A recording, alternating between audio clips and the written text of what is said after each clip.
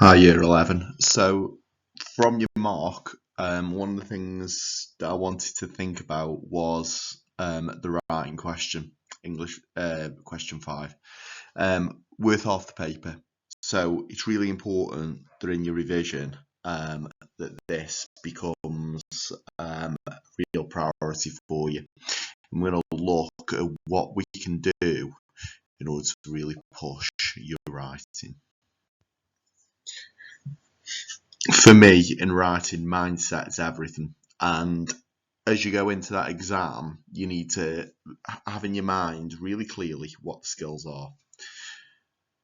These are the things I'd be thinking about. When you look at your work, how well are you varying your sentences? We're going to do some work on that. Imagery, metaphor, motif, things like that. Is your imagery well thought out? Is it sophisticated?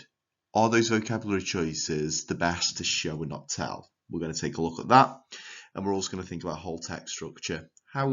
What happens in your narrative or in your description?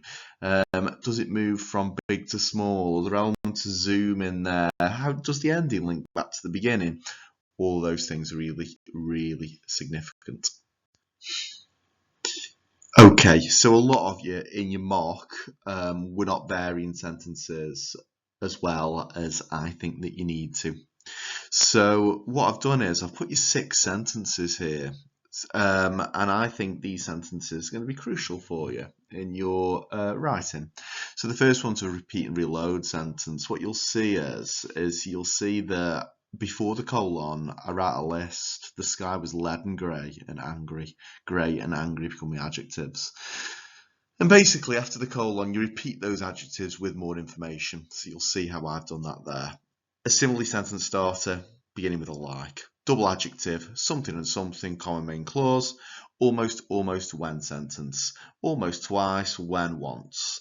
Colon for clarification. After the colon, extra information is given that makes the sentence make sense.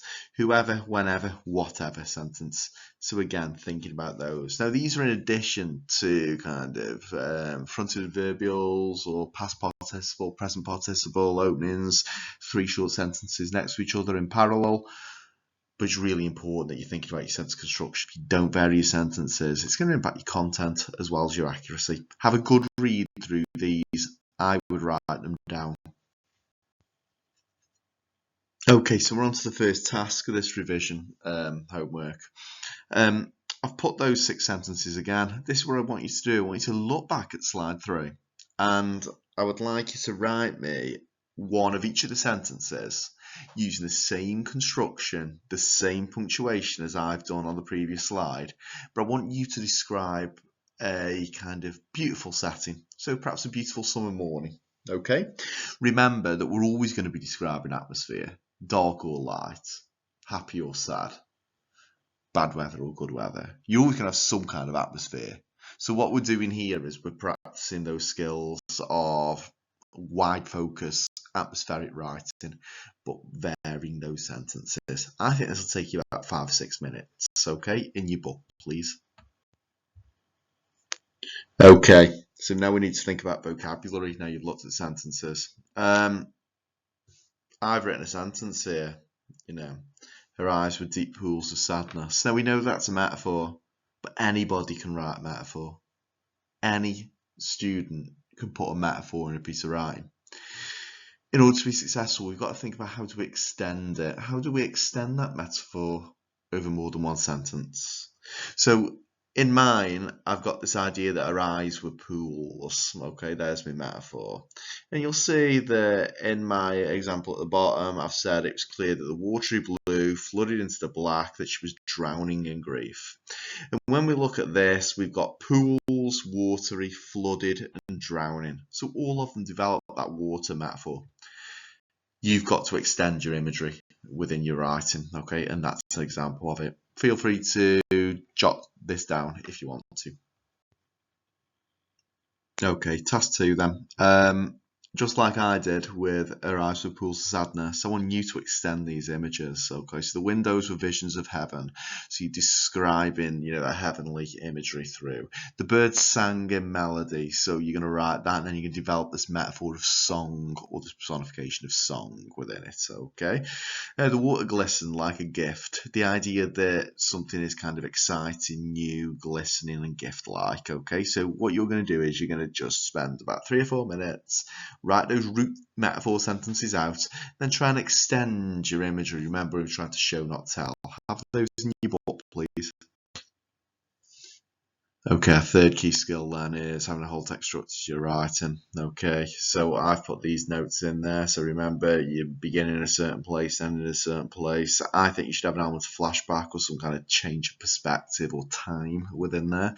I also think you should be able to think about a motif. Okay, now really importantly, a lot of you from your mock, varying paragraph lengths. Okay, some of you weren't even paragraphing. Paragraphs should be different lengths, and I've spoken to those of you who teach about having that kind of single sentence paragraph that runs as a motif through your writing. Okay, make a couple of notes on those if you want to. All right, so write a story about a life-saving rescue is the question that you had in your mock. Okay, what you'll see on this slide now is my plan. So mine is about somebody being in a boat on the sea. Okay, and you'll see that in the first paragraph I start big. I'm going to focus on darkness and clouds. You will see that I've got these one sentence paragraphs that run throughout the whole piece. So after the big paragraphs, I always have this short one. You'll see they're highlighted in yellow. I have then moved on to people on the boat. I've then zoomed in. If you look at kind of at the bottom, the seats of the boat, how the water is engulfing them, I've zoomed in on something specific within there. I then go into flashback, the morning of that day, how it was sunny, so it's different place, different tone, same person. Back to the present, the temperature changing, and it's going to end on a bit of a cliffhanger. There's a kind of a light, and we wonder if this rescue is going to happen. Okay, and I'm stopping it there, so it's like a section of a bigger narrative. Okay, you'll see that this idea of darkness, I've put in capital letters quite a bit. That's my motif. That's my image that is repeating throughout. Okay, have a good look at that. That's the kind of structure that I think could be successful for you in terms of a narrative. Okay, at this point, you'll need the Word document in front of you, ideally, because we're going to go through it. I've got it on slides, and we're going to go through what have I done in this narrative to make it successful. Okay, so you've got the whole narrative. What is it that I've done in order to make that narrative successful? Okay, and I've just put here, have I got extended imagery? Have I got paragraph variety? Have I got a motif that runs through? Have I got a piece of writing with a narrative structure? They are some of the key things that we talked about.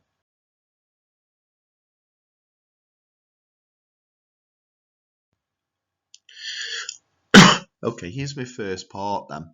So I've opened mine with a wide focus, okay? The big focus is on the place. Now, I always think about those key skills then. So I'm thinking about sentence construction. So you'll see kind of creaking with age and pressure, it begins with the kind of verb phrase within there. You'll also see swaying like a flag at the bottom. That begins with a present participle. Monstrously, comma, a fronted adverbial. And you'll also see like ancient sentinel gods. So it begins with a simile there. When we look at it, I'm looking to see my motif that runs through. Okay, so I can see the idea of shroud of night. I can see swallowed by darkness. I can see crushed the light. I can see clouds loomed. I can see black waters. So we've got this idea of darkness that runs all the way through. Okay, and then you'll see right at the bottom that I've got that one sentence paragraph to show variety. If I were you here, I'd pause and I would just label what sentences can you see, and I would also highlight words that you could use, words that you could learn and take away. Okay, spend about a minute on that. the Word document. Okay, so in my next paragraph here, we go from big to small.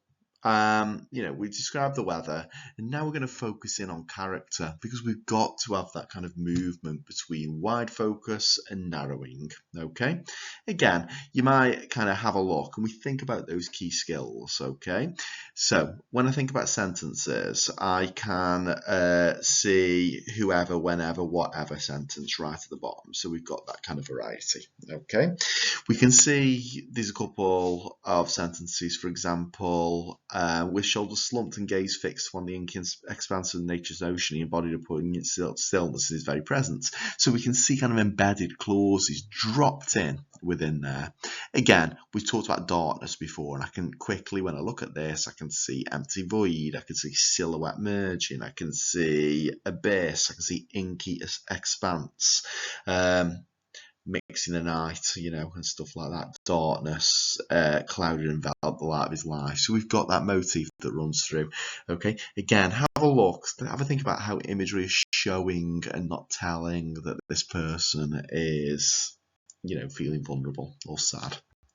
Just label your sentences and your vocabulary on your Word document. Right, so we've described the setting and we've described the character. Okay, typical narrative or description now would then zoom in further, and I've decided to zoom in to the seats on the boat. Okay, again, you'll still see this idea of darkness that runs through, okay, this extended image. In terms of your sentences, I want you to have a look at the final 2 lines, okay? So you'll see a colon for clarification there. The clouds remain congealed, and then there was no escape, gives extra information to the bit before the colon, and then a simple sentence construction. I think all of them should be used at some point. Okay, 3 short parallel sentences next to each other. This was it, this was hell, this was hopeless. Okay, short sentences like that create a sense of suspense, drama, tension and stuff. Nice and simple. Again, spend a couple of minutes, have a look, think about your imagery, think about your sentence construction in there. What can you see? Okay, again, the waves flooded, that short 1 sentence paragraph that punctuates all the bigger ones is there. Okay, so we know then that we need some kind of time change ideally. Okay, what you'll see here is you'll see that flashback.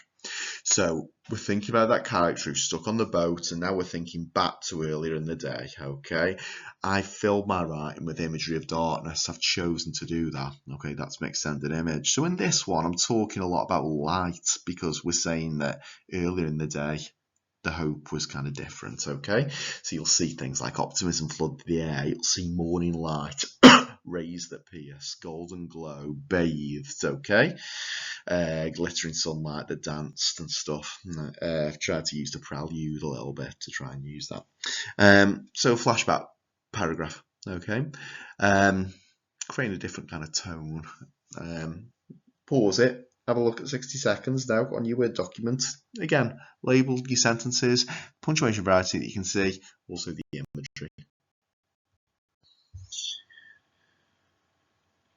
Right, so after the flashback, we always go back to the present, okay, and it creates this kind of contrast, you got ideas juxtaposed against each other. So in the previous flashback paragraph, we were talking about light and warmth and stuff. Well, it's getting even darker and even colder now. Look at some of the vocabulary I've used here. Again, I've used my literature knowledge, something like mercilessly and icy. Taking that from exposure, merciless, icy swings at knivers, and things like that. The idea of clouds are still there, okay? You'll see kind of sentences that begin with a simile, like the tendrils of ice began to suffocate, okay? And stuff like that. Think about the verb choices. Verbs mean a lot, okay? Threatened, clutch, gripped, creates that sense of fear, okay? Again, that single sentence paragraph that runs as a motif through the waves parted suggests the idea of a change, okay? 60 seconds on your Word document to label what you can see in terms of sentences, vocabulary, punctuation. Okay, so final paragraph. Okay, some kind of resolution. We talked about having a narrative that is doable within 45 minutes. Okay, a section of a bigger narrative, really. So in this, it ends with some kind of flashback, about hope increasing. We don't know who it could be. Again, have a look through vocabulary in there. Okay, here's that motif running through. We've talked about light and dark, and you'll see it there. Colon for clarification as well. Spend 60 seconds, have a look.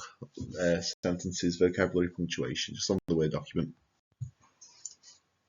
All right, so now I think it's important that you practice, okay? And I want you to remember when you're practicing, these same skills are in language paper 2 as well. Yeah, on paper 2, you're going to write a letter or a speech or an article. And you've got to have like that anecdotal opening. You've got to have counter arguments and stuff. But imagery, sentence construction, punctuation, and some kind of extension of imagery is still really important in that.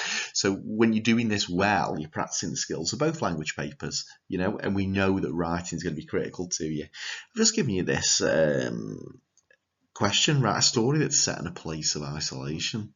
So what I want you to do is I want you to go back to the slide where I had my plan, okay? And I want you to do a plan in the same way, okay? You don't need to follow my structure perfectly, but I do think you've got to have a motif. I would like to see these single sentence paragraphs that run all the way through, and I would also like to see some kind of understanding about how things develop, all right? Perhaps with a cyclical structure. Timer on your phone, 45 minutes, 10 minutes planning, 35 minutes writing, okay?